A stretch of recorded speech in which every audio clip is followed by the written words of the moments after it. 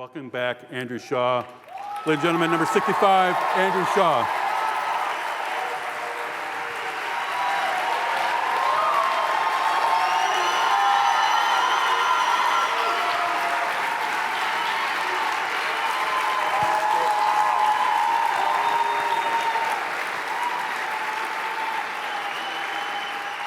They obviously don't like you very much, so we'll have to. So, Andrew, obviously the fans are excited you're back. Tell me how excited you are to be back with the Blackhawks. Pretty excited to come back to the city who helped make me who I am. I have so many good memories here. We want to make more. When I first came here, I was 20 years old, didn't know anybody, and you guys welcomed me in with open arms and made me feel safe, loved, and wanted. And to come back here and get a standing ovation like this, it means the world to me and my family. So we're really excited to get this year started.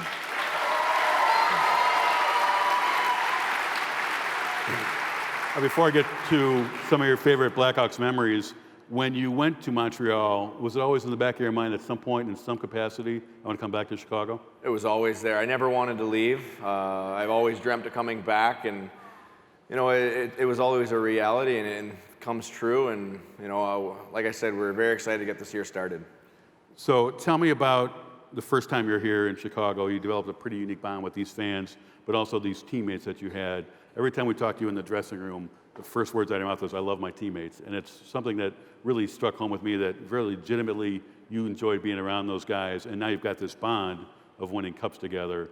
Tell me about that just being that close with those guys. It's a brotherhood. I mean, we're all young, move away from our homes at such a young age, and you know, it becomes a family. I mean, you're in the locker room every day with each other, you're on the road with each other, you go to dinner, and most importantly, you're playing together and you battle for one another. You know all the pains that you're going through, that your teammates are going through the same thing for you. So it just creates a bond, and then to have a successful run and everything you go through together, it just builds that bond, and you know, you end up loving each other and become friends for life. I was going to say, that's something that you'll always go through with those guys, right? You'll always share that moment when you're on the ice celebrating that Stanley Cup. Through everything you go through, I think fans realize it's difficult, but it's incredibly hard, that journey, right, to win a Stanley Cup. Very hard, very painful, physically and mentally, but worth every moment for sure. Tell me about some of the fondest memories you've got from earlier on in your career when the Blackhawks, you went in, you weren't drafted right away, you had to fight your way through it, you finally come to this organization. Talk to me about some of those fond memories you've had. Yeah, I didn't get drafted when I was 17 or 18. I went through 2 NHL drafts and had a really good junior year.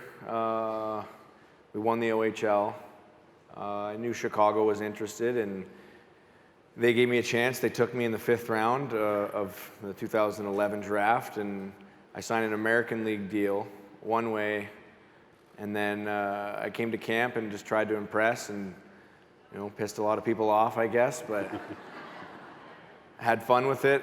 You know, went down to Rockford, battled, compete, work hard, all the way to Christmas. Then we started negotiating an NHL deal, and you know, I signed it, and 3 hours later they call me and tell me I'm going to play my first NHL game, and you know, the rest is history. I came up and made sure I impressed people enough that I could stay, and that's what I did. Where's that determination come from? You don't get drafted 2 years in a row, and not the biggest guy, right? Not the prototypical 6'4" hockey player. You don't get drafted. Where does this belief in your mind that I can play in the NHL come from? Probably my family. My mom and dad worked hard for all 4 of their kids to be able to enjoy playing sports and you know, growing up a normal life, and they gave up everything for us. So I think that rubbed off. You know, having 2 brothers as well, that you know, we beat the heck out of each other. It helped toughen us up. So you know, obviously I owe my family a lot, and some of them are here today. Yeah, and we're all very close, see each other as much as we can. I think it's just my home life helped me make who I am. Did you kind of embrace that? Did you thrive on that? People telling you, you're not big enough, you can't play in the NHL, you haven't been drafted, you can't play in the NHL. Yeah, but I never really listened to anyone. You can ask my parents, I never listened to anything anyone ever said, so.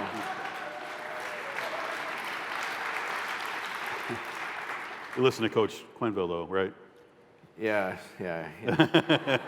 And just enough. Yeah, and when Taves said something, you listen? Yeah. Mostly? Pretend to, at least. Yeah, right. So at some point, I want to show some highlights that they said, go ahead and pick some, great Andrew Shaw moments, and I just had like 4 popped into my head. These are my favorite Andrew Shaw moments, but you'll recognize them. But tell me about that first NHL goal that you had. First NHL goal? First NHL goal. It was my first NHL game. Playing in Philadelphia on a line with Taves and Sharp, which was a privilege. Obviously, coming in, being a young kid from Belleville, not knowing anyone, and then being on a line with Taves and Sharpie, and just, did my thing, worked hard, went to the net, and picked up a puck behind the net, and just made a quick little move, and went to my backhand, and just all my dreams come true of the little boy, I guess.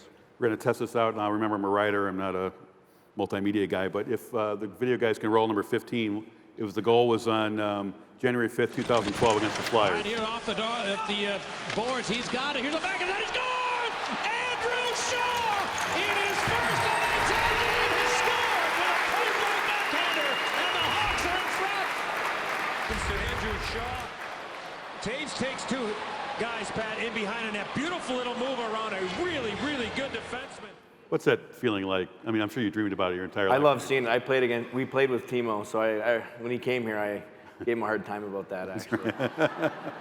Is it everything when you're growing up and you're playing in your driveway? Is everything you thought it would be? Yeah, I mean, it beats being strapped in goal from my older brother and his buddies and getting puck shot. I mean, that's for sure. Another one that is pretty famous, and I used to go back into my stories, was the I love shin pads. So tell me about that moment. Obviously, a huge goal against the Bruins in the final. How did that come about, and how did you become in love of shin pads? Brian Bickle used to give me a hard time because he said I never scored goals with my stick. It was always off my body, and I think I had a few that year off my shin pads, and then just the excitement of scoring a goal like that, and the excitement took over, and kids saying a bunch of stupid stuff, I guess, and people loved it. I was mic'd up too, and You guys want to see that? It's number 16. If our guys can roll that. By Kelly. Then it's Shaw. More banging in the boards, and it's squibbed on back to Roosevelt. Roosevelt a shot.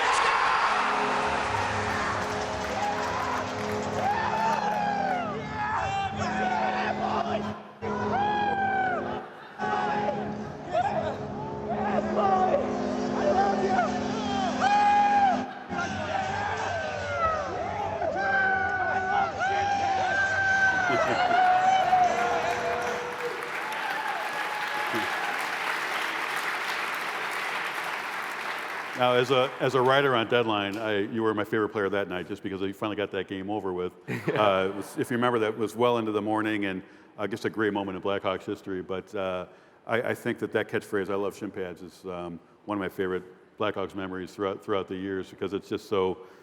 You had to love something, right? You had to something Shin positive. pads. I love shin pads. Shin pads. Another great one that showed, I think, your grit and determination was when you took a puck off the face. Not too long after that against the Bruins. And one memory that stuck with me was when you were celebrating with your teammates. Every one of those teammates, you guys, I think, had the white sweaters on, had a red mark right about here. And it was from, mostly they were taller than you, right? Yeah. Kane's was about here, but everyone else was here. And it was from them hugging you and celebrating it. So if you guys want to roll number 17, this is one of my favorite Andrew Shaw moments.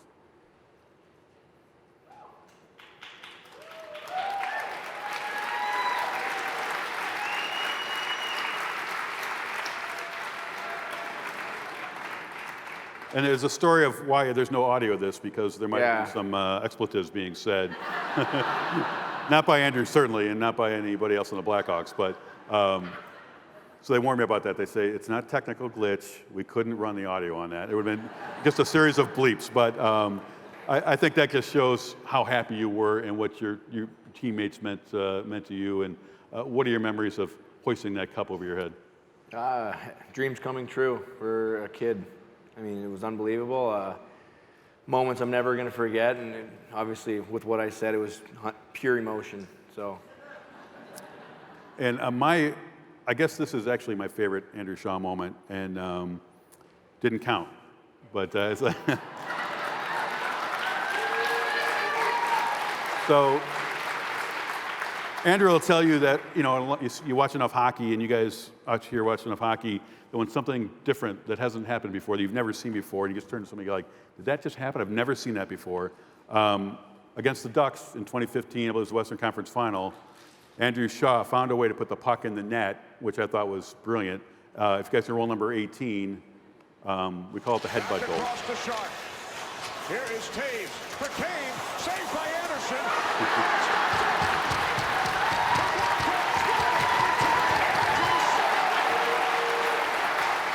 The officials will get together and discuss the play. It pops up off the shoulder, and then Shaw. Oh my goodness! Wow, that is incredible. He headbutts it in. What a soccer play. Kane was probably angry he didn't get an assist on this too, if I know him. To beat Anderson. So tell me about the vertical. Where'd you get that vertical leap? Was that your former basketball player? Well, you're good 3-4 inches off the ground there. I don't know. My dad used to call himself Dr. Doug when he played basketball, but I don't know. It's not from my family, I don't think. Again, pure reaction. I had a lot of fun with it, obviously. You guys loved it. Yeah. I love the celebration, like you had, wristed it from top of the circle. It was a skill play, but that I think was just that's typical Andrew Shaw to me. Get the puck in any way possible, be in front of the net, and that just brings me to this season. What you plan to bring to the Blackhawks. I think a lot of the fans here realize that there need to be more net front presence. There need to be a little more sandpaper, a little more energy with this Blackhawks team, and those, to me, I think, describe you. Tell me what you want to do this season. Do what I always do. Work hard, compete, go to the net, score ugly goals. Yeah.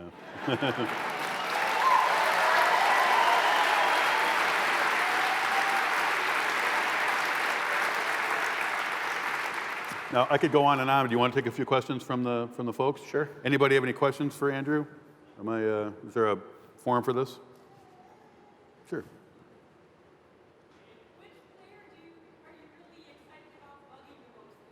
She asked which player that he's most excited about bugging the most this year. Always Taser. Always Taser.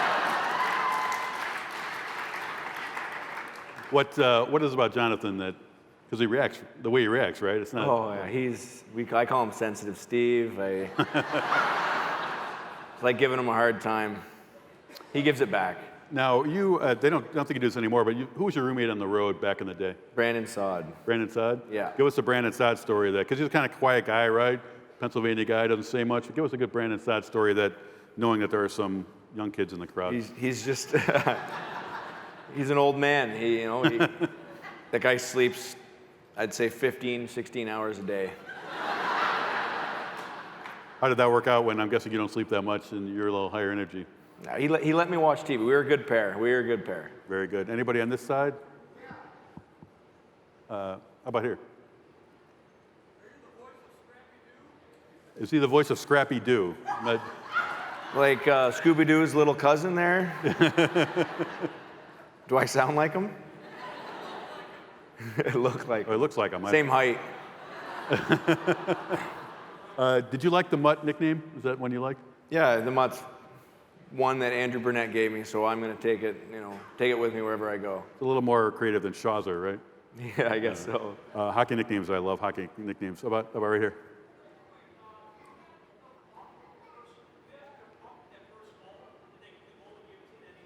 Yeah, does he have the puck from the first goal that he scored? Yes, I got it in a nice plaque with a score sheet on it, everything. They did it, Chicago did it up nice for me. I got it hanging out at home. I think yeah.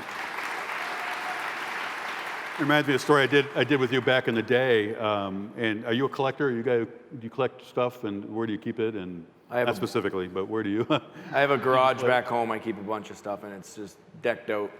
A lot of Chicago stuff. Jerseys and pucks. Yeah. And anything unique we should know about? Muhammad Ali shorts are pretty. Oh, there pretty you go. Cool. Muhammad Ali shorts. And what about the teeth? Any teeth? Did they do something with those teeth when you got hit? Or the stitches, right? Stitches, The yeah. stitches, I think they're at Harry Carey's down at Navy Pier. So there's a memorabilia. If you want to see the stitches from Andrew Shaw's face, they're down at Harry Carey's. So mention my name and it'll get you nowhere. So how about here?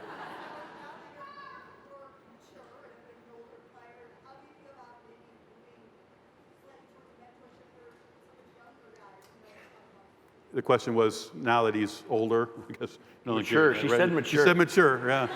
She did. This is the Andrew Shaw. Are you looking forward to being a mentor to some of the younger players? I've always wanted to. I feel like even when I was young, I was somewhat of a mentor. I like to keep things light and make sure everyone's having fun. So, they're here to play hockey, but again, you need to have a life when you're here as well, and they need to enjoy it. I find if you're enjoying it, you're going to be better at your job. So, just going to try and keep things light in the dressing room. That leads me to a question I had. When you were here before, I don't think you were married. You didn't have children. Since you've left Chicago, you've gotten married and you've got a child, right? One child. I got one child, yes. How has that changed you, both as a person and as a hockey player? Oh, it gets me up earlier, that's Right. for sure. No, I mean it's awesome. Having kids is a lot of fun. It's something I've wanted for a while, so I made sure I was ready for it. Made sure we got married to the girl of my dreams, and yeah, we're a happy family. It's absolutely. I know you haven't been in the Blackhawks dressing room in a while, but how has that changed over the years when you guys were young guys who, played for yourselves and, went out and had a good time? Now you go in the dressing room, there are kids running around, there are significant others, around. How has that changed over the last decade or so? I think it's cool. I think it's awesome to be a part of, and even when I was young, Siebes was starting to have kids, and guys in the room were having kids, and it's cool to be around. At this point, you're not playing for yourself; you're playing for your family, and I don't know, it's even more special. When you transition to the Blackhawks dressing room, how easy is that fit going to be? Certainly there's been a lot of turnover there, but there are some players that you played with. Does it make it easier coming to a new team, knowing the guys, knowing the room, knowing the media, knowing everyone? Yeah, I think so. I mean, it makes it a little bit easier, but I never really had trouble with making friends or, making myself heard, I guess. So it's going to be fun, different, a lot of new faces. So I'm excited to meet my teammates and, create some more memories. And I'm curious about your training regimen. What do you do? And I know you battled through some injuries last year. Health-wise, what are you able to do this summer that will make you a better hockey player come fall? Well, I'm off the couch, not playing Fortnite every day, that's for sure. There you go. I had knee surgery last year, so I was in crutches for 2.5 months, which was tough. I got a little fat. I worked it off, got back into playing, and feel pretty good. And I've been skating in the gym, and just excited for this year to start. Is it a different playing in Montreal? I mean, in Canada, you guys go up there, it's all hockey all the time. I mean, the way they talk about the Bears and the Blackhawks here, they break down every single game. Was there more pressure playing up there, knowing that you make a mistake and the entire country is looking at you? Yeah, I guess so, but I never really bought into it. Montreal is really French. I don't know French. So it kind of worked good for me, I guess. I didn't really have to pay attention too much. Just show up, work hard, go home, do it again the next day. I won't put you on the spot, but there are Blackhawks players who know French that don't admit to it. Because you go up to Montreal and the media always talk. So Corey always gets stuck for it because he's up there, and Jonathan. Chateauguay, yeah. Yeah, exactly. So Jonathan always has to talk French. But there are other players, even Joel knew some French. One time he broke out some French, and I was like, wow, I didn't know. He said, the less you tell people, the fewer people you tell that you know that language, you don't have to speak it. So I always find that very interesting. Any more questions? How about in the blue there?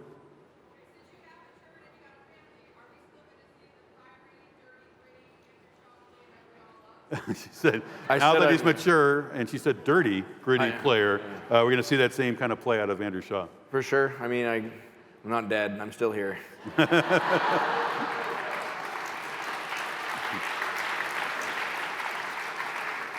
Are you looking forward to getting back in the Central and meeting some of those old opponents? Oh, I can't wait to beat up on the Blues. Yeah.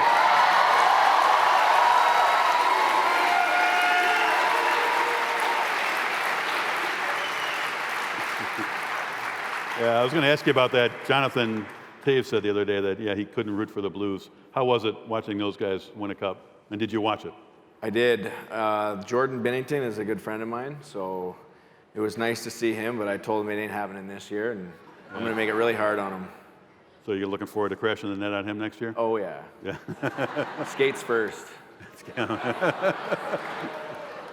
Hope the NHL's not listening to that. I'm sure he's kidding. He would never do that. About back here?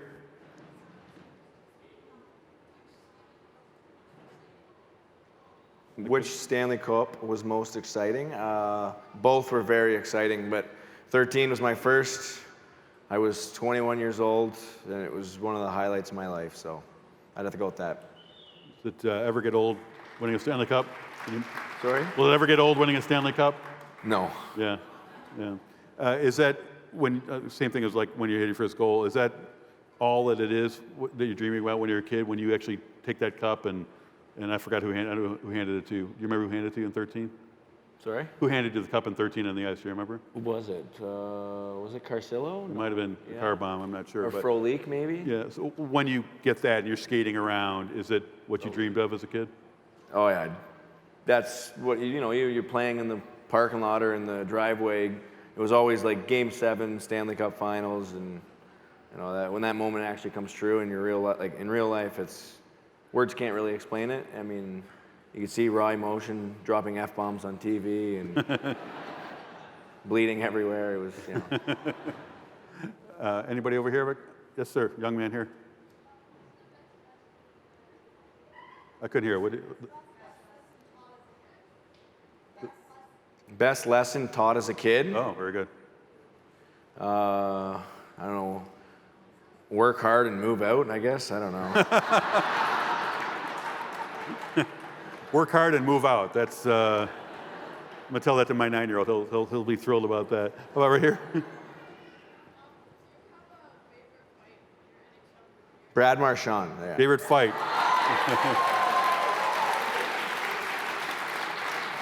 I take it you won that fight. Yeah, we took one punch. Obviously, something that you can do, but is there?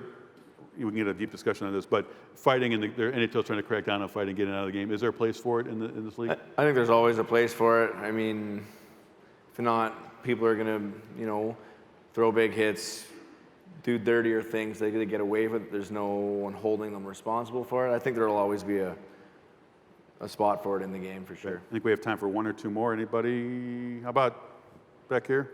How's your voice? Was he always a forward, or did he ever play defense, or how about goaltender? I was always a forward. I like trying to score goals. Keeping it on our net's important, but wasn't me, I guess. Great.